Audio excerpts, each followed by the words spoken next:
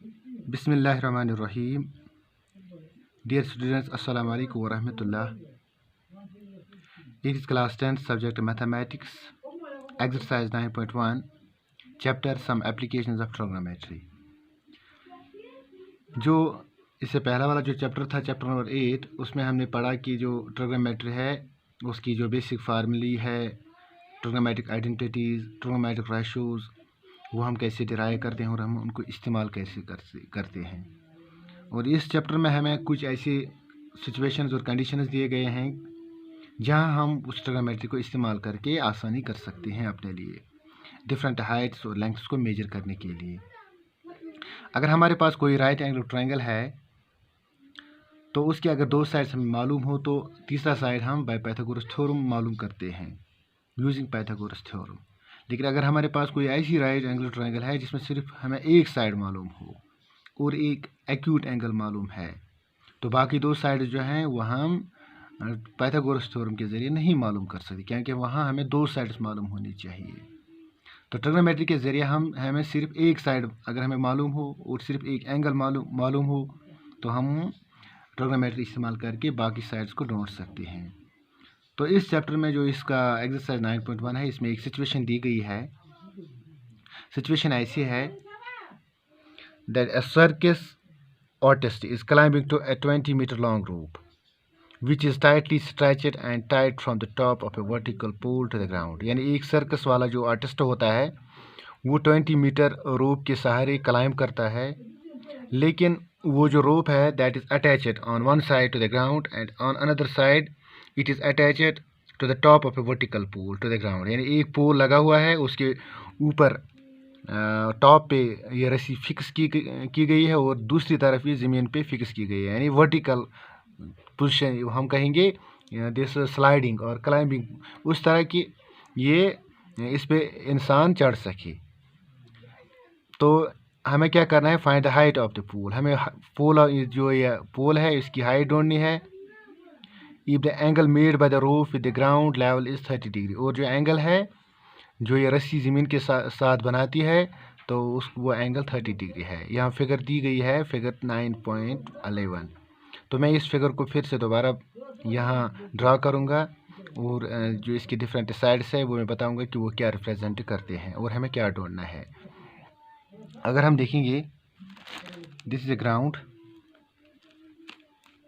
ये ग्राउंड हम सपोज करेंगे दिस इज़ ग्राउंड, तो इसका नाम हम रखेंगे here in figure it is BC।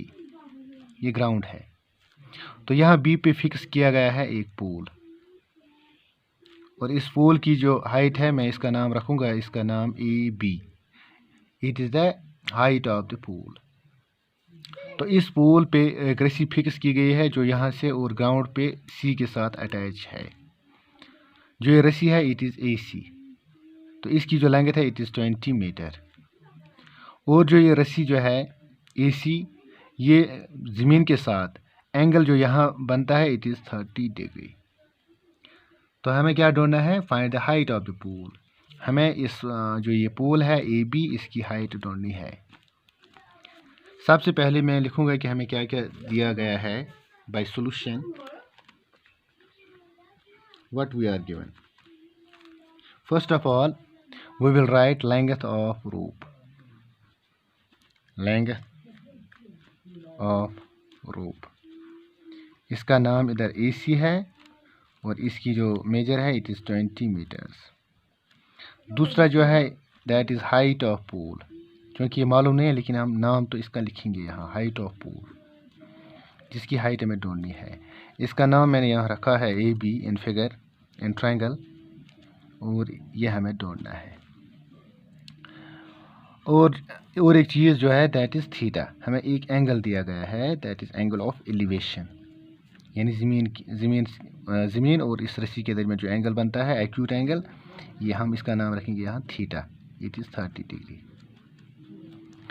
तो सबसे पहले ट्रिग्नोमेट्री को इस्तेमाल करने के लिए हमें मालूम होना चाहिए कि it should be right angle triangle, क्योंकि हमें पता है जो पोल है ये ज़मीन पे परपेंडिकुलर होता है तभी जाके खड़ा हो जाएगा। यानी जो ये पोल है वो जो ये ज़मीन है इसके दरमियान जो यहाँ एंगल बनता है ये 90 डिग्री बनता है। अब ये ऑटोमेटिकली एक राइट एंगल ट्रायंगल बनती है, यानी वो ट्रायंगल जिसमें हमने एक साइड पोल लिया, दूसरा साइड ये ग्राउंड लिया और तीसरा साइड रोप लिया, तो जो ये एंगल है 90 डिग्री एंगल यहाँ बनेगा। अभी ये राइट एंगल ट्रायंगल बनती है। अब मैं इसमें ट्रिग्नोमेट्री इस्तेमाल कर सकता हूँ, क्योंकि मुझे इसके जो साइड्स हैं ये एंगल मुझे कंसिडर करना है। इट इज़ एंगल 30 डिग्री जो हमें मालूम है, जो हमें दिया गया है, इट इज़ गिवन। तो ये बेस बनती है, और जो इस एंगल का एक्यूट एंगल का अपोजिट साइड होगा that is this side, it will become here as a perpendicular, और जो लॉन्गेस्ट साइड इसमें है दैट इज़ हाइपोटेन्यूज।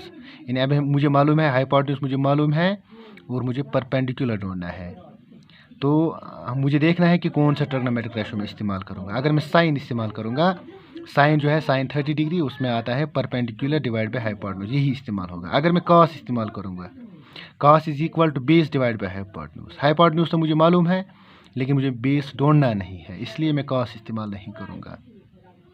मुझे कोई ऐसा रेशो इस्तेमाल करना है ट्रिग्नोमेट्रिक रेशो जिसमें एक साइड मुझे मालूम हो और एक साइड मुझे ढूंढना हो, यानी दैट इज़ परपेंडिकुलर और हाइपोटेन्यूज। यानी इसको परपेंडिकुलर ये है, हाइपोटेन्यूज ये है।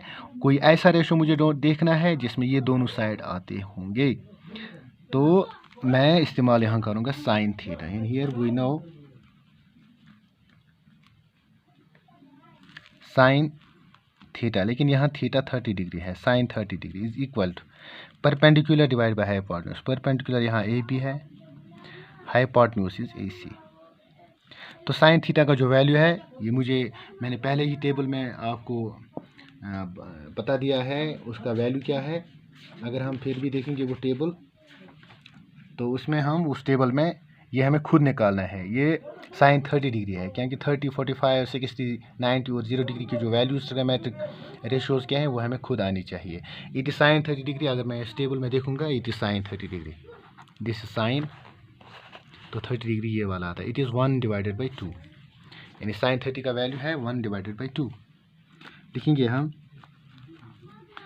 1 divide by 2 is equal to A B का वैल्यू मुझे ढूंढना है, डिवाइड बाई ए सी का वैल्यू है it is 40। That implies 40 into 1 that is 40 divided by 2 is equal to A B यहाँ रहेगा, that is equal to A B इस तरफ लेंगे हम।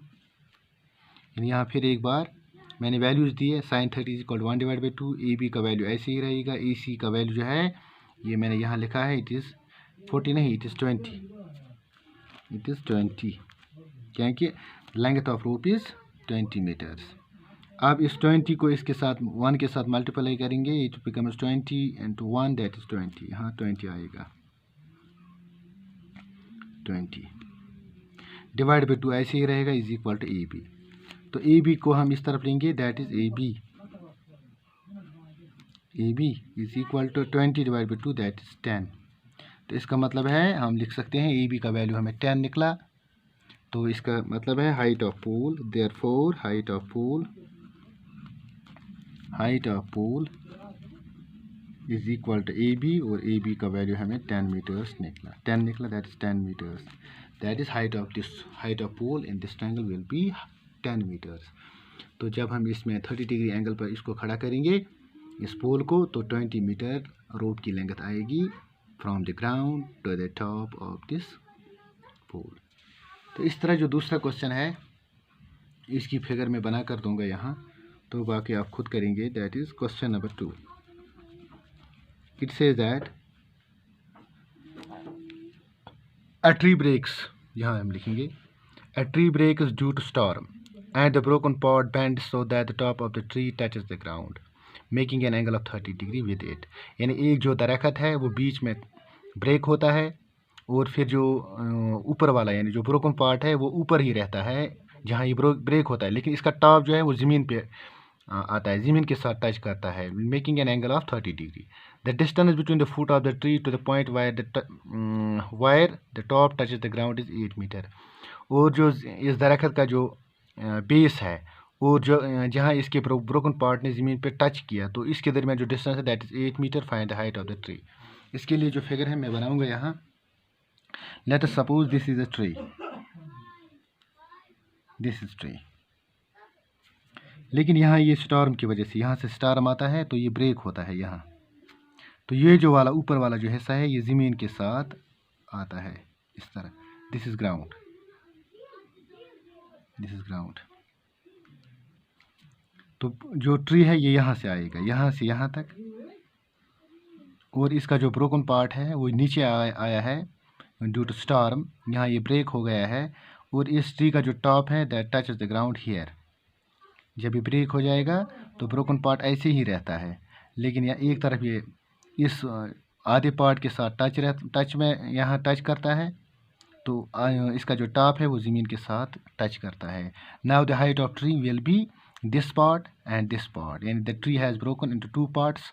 One part that is this very part, यानी आधा इसका खड़ा रह गया, और जो इसका दूसरा आधा है उसने ज़मीन के साथ यहाँ इसके टॉप ने टच किया है। तो हमें क्या बताया गया है कि जो ये ब्रोकन पार्ट है it makes here 30 degree angle. और जो डिस्टेंस है फ्रॉम द फुट, ये फुट ऑफ द ट्री है और ये टॉप ऑफ द ट्री है, क्योंकि इसने ब्रोकन पार्ट ने टच किया है यहाँ, तो इट इज़ 8 मीटर। हमें क्या ढूंढना है? Find the height of the tree. हमें हाइट ऑफ द ट्री ढूंढना है। अब हम देखना है कि कौन सा हाइट। एक तो यहाँ से यहाँ तक ट्री, जो एक पार्ट इसका है ट्री का, और दूसरा पार्ट इस ब्रोकन ट्री का जो है वो that is from this point two this point. यानी हमें ये दो साइड्स ढूंढने हैं, यानी ये वाला प्लस करेंगे ये वाला साइड, तभी जाकर इन दो का जो सम होगा that will B original height of the tree. असल में इस प्लांट की, इस ट्री की क्या हाइट थी। तो सबसे पहले हम लिखेंगे that is height of the tree, height of tree. तो नाम रखेंगे यहाँ, let us name this edge A, this edge B and this edge C. क्योंकि हमें पता है दिस इज़ 90 डिग्री एंगल, क्योंकि जो भी पौधा है ज़मीन पे होता है वो जब परपेंडिकुलर ग्रो होता है ज़मीन के साथ, यानी वो ज़मीन के साथ 90 डिग्री एंगल बनाता है। अब जो हाइट है इसकी that will be A B plus A C. Height of tree will be equal to A B plus A C. तो इनका जो सम होगा that will be height of the tree. और जो दूसरा इसका है दैट इज़ डिस्टेंस, किस किस के दरमियान? Distance between foot of tree and the point on ground, point on ground, ज़मीन पे वो वाला point wire it touches, where it touches।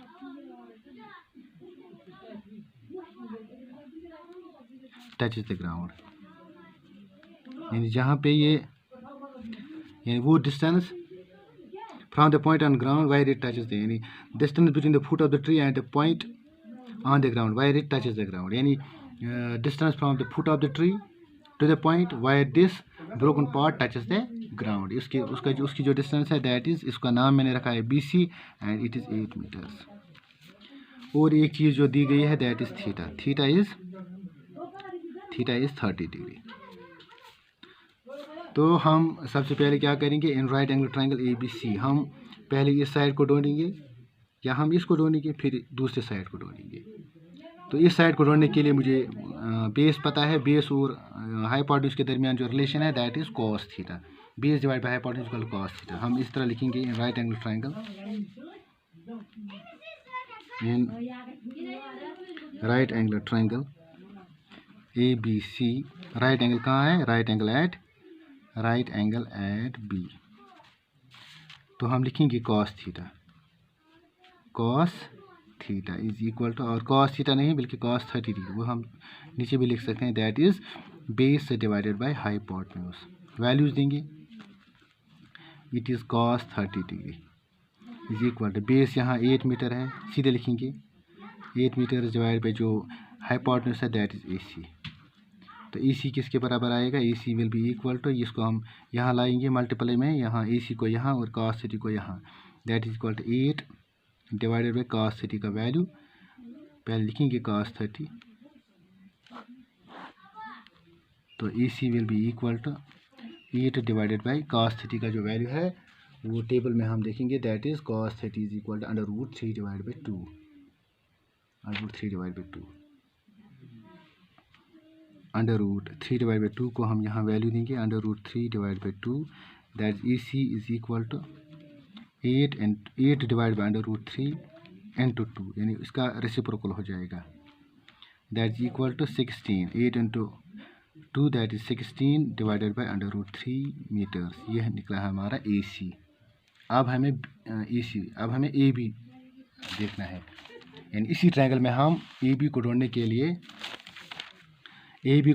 लिए हम tan भी इस्तेमाल कर सकते हैं, क्योंकि हमें tan के लिए बेस चाहिए था, परपेंडिकुलर ढूंढना है, वो भी हम इस्तेमाल कर सकते हैं, और हम साइन भी इस्तेमाल कर सकते हैं, क्योंकि हमें अब हाइपोटेन्यूज मालूम है, तो हाइपोटेन्यूज और परपेंडिकुलर को इस्तेमाल करने के लिए साइन का इस्तेमाल कर सकते हैं। चलो अब हम tan ही इस्तेमाल करेंगे, क्योंकि हमें बेस मालूम है, परपेंडिकुलर ढूंढना है, तो हम लिखेंगे here also tan 30 degree is equal to perpendicular divided by base. Perpendicular here it is AB and base is BC.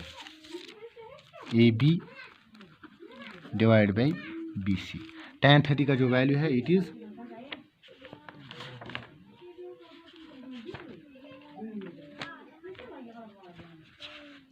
tan 30 का जो वैल्यू है it is 1 divided by √3. 1 divide by √3 is equal to AB का जो value है ये हमें ढूंढना है, डिवाइड बाई BC का वैल्यू 8 है, तो AB को ऐसे ही रखेंगे 8 इंटू 1 इस तरह, that is AB is equal to 8 1 जार 8 डिवाइड बाई √3 मीटर्स।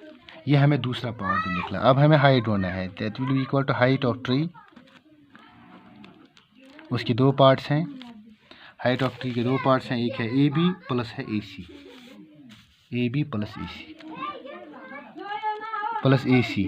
AB का वैल्यू है 8 डिवाइड बाई √3 प्लस AC का वैल्यू है 16 डिवाइड बाई, हमने पहले ही ढूंढ लिया है, AC का वैल्यू हमें निकला 16 डिवाइड बाई √3, 16 डिवाइड बाई √3। अब इनको हम ऐड करेंगे, क्योंकि डिनोमिनेटर सेम है, √3 ऊपर आएगा 8 प्लस 16 दैट इज़ 24। रेशनलाइजेशन करेंगे, क्योंकि यहाँ √3 आता है, by √3 that is equal to 24 √3 divide by √3 into √3 that √3 square root cancel that is 3। यहाँ कैंसिलेशन करेंगे, 3 1 जार 3 3 8 जार, तो क्या आंसर निकला हमें 8 √3 metres, it is the height of the tree. इस तरह हम ये क्वेश्चन कर सकते हैं, बाकी क्वेश्चंस भी कर सकते हैं। इस तरह क्वेश्चन नंबर 1 है ये यहाँ तक। दूसरा क्वेश्चन यहाँ से शुरू किया, पहले मैंने लिखा क्या मालूम है हमें, ढूंढना क्या है, हाइट ऑफ द ट्री ढूंढना है, that is AB plus AC, और दिया गया क्या है, that is the distance from the foot of the tree to the point where it touches the ground, that is 8 metres, और थीटा दिया गया है, that is theta is equal to 30 degree. अब इसके बाद मैंने इस राइट एंगल ट्रायंगल को लिया, that is right angle triangle ABC, right angle at B, तो इसमें मैंने कॉस का इस्तेमाल किया कि कॉस में बेस आएगा और हाइपोटेन्यूज आएगा, तो इसके ज़रिए हम हाइपोटेन्यूज ढूंढ सकते हैं, दैट इज AC यानी 1/4 ऑफ द ट्री। तो दूसरे पार्ट को ढूंढने के लिए मैंने tan को इस्तेमाल किया, बेस मालूम है, परपेंडिकुलर को ढूंढना है, tan 30 डिग्री, इस तरह tan 30 डिग्री यहाँ, तो इसमें मैंने दूसरा पार्ट ढूंढ लिया। अब height of the tree that is sum of these two parts, तो हमें 8 √3 आंसर निकला। इस तरह हम ये क्वेश्चन कर सकते हैं। थैंक्स।